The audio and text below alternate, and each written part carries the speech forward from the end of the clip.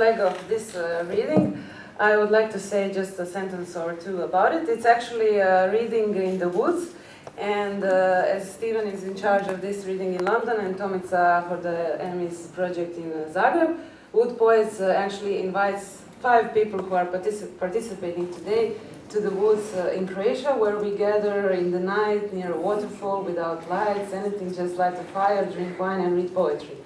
So, it's true.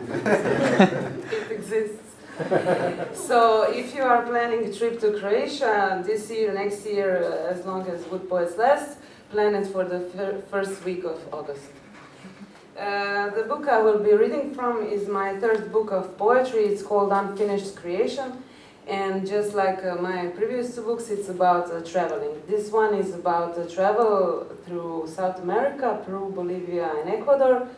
And I apologize if the translation is poor, also if my hands are shaking, because I never read it in English.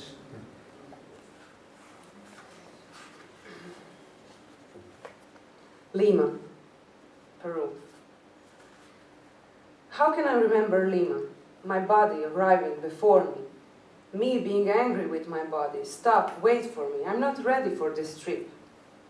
How can I divide my memory only to remember one day the way it felt sitting on the grass, watching the Pacific for the first time, even from such heights, because the sea level was difficult to reach from the cliffs of Miraflores?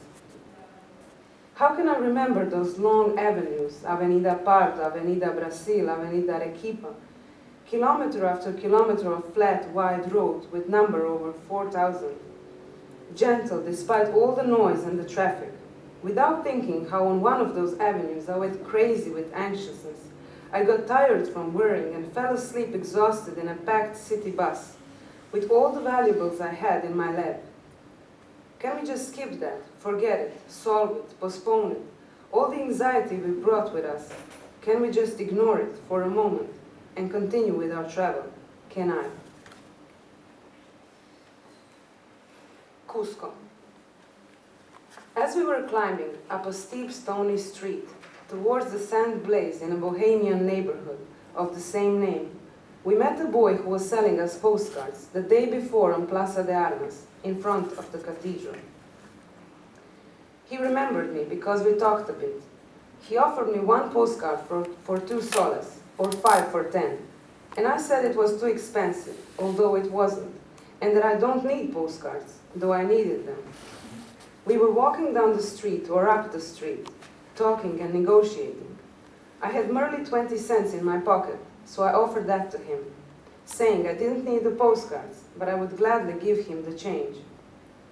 The boy silently turned around and left, and I barely managed to move forward, ashamed. The Peruvians are not beggars. Everyone is offering a service of some sort. They don't ask money for nothing. They'll polish your shoes, sell toilet paper, organize trips, but no one will ask for money otherwise. Peruvians are hardworking, more than myself, who found it easier to offer charity than sum up the facts. Thank you.